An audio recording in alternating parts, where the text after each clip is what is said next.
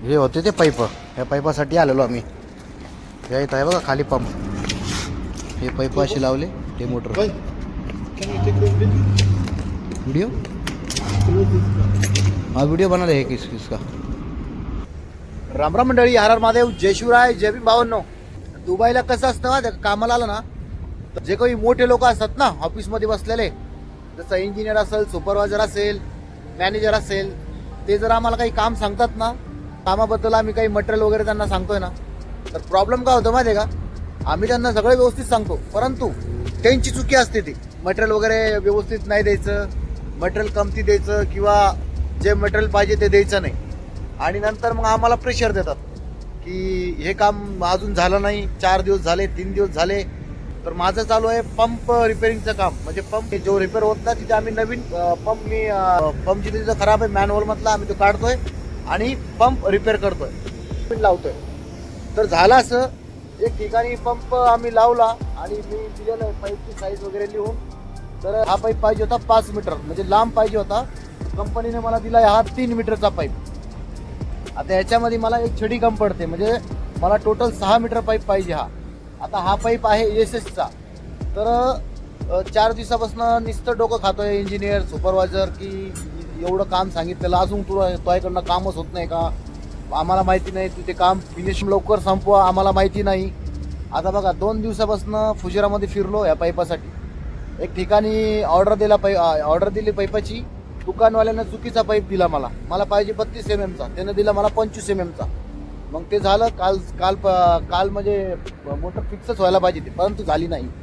इंजिनियरनं सांगितलं की शारजामध्ये पाईप भेटेल. आता मी आलोय शारजा, जागेचं नाव आहे शारजा सज्जा. आता या सज्जामध्ये भरपूर शॉप आहेत. सकाळी 6 वाजता मी निघलोय कॅम्पमधनं, 1 तासात पोहोचलोय सज्जामध्ये. आणि सज्जामध्ये जवळपास 15हून दुकान मी शोधले ह्या पाईपासाठी. तर कुठं साईज मिळत नाही, तर कुठे पाईपच मिळत नाही. आता जवळपास अर्धा सज्जा फिरून झालाय माझा. आणि आता कंपनीचे पण फोन चालू आहेत, पाईप मिला क्या रिपोर्ट आहे. आता त्यांना मी सांगतोय की अजून मला नाही भेटला पाईप, मी शोधतोय. तर काही लोक असतात त्यांना माहीत राहतं की म्हणजे माणूस परेशान आहे चेहऱ्यावरनं पण. तर विचारलं तर सांगतात की आमच्याकडं नाही, तुम्ही इकडे ह्या दुकानात जा, इथे तुम्हाला मिळेल. परत जाऊन येतो पुढे, एकदा पाईप मिळाला का तर मग मी नाश्ता वगैरे करीन आणि मग जाईल परत साईडवरती, परत ते पंप वगैरे लावायचं आहे.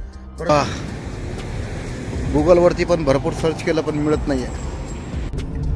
एका जणानं मला सांगितलंय की इथं समोर एक मस्जिद आहे, त्या मस्जिदची क्रॉस केली का तिथं मिळेल पाईप. त्या ठिकाणी आलो. आता हे लोक करतात चेक.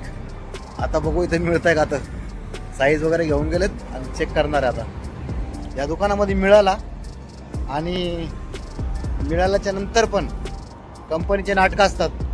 आणखी 2 दुकानं बघा, थोडी प्राईस जास्त आहे, थोडं हे जास्त आहे, आणखी थोडं चेक करा. हे बघा, हा घेतला पाईप मी, 2 पाईप 330चे मिळाला. तर मग 330 तर मग कमी करा. मग आता कमी करून हा पाईप घेतला. 360 सांगितलेलं, 20 ग्राम कमी करून घेतला. त्याच्यानंतर बिल घेतलं. त्याच्यानंतर कंपनी सांगते की हे बिल असं नाही पाहिजे, हे बिल तसं घ्या, असं म्हणजे भरपूर नाटक असतात कंपनीचे.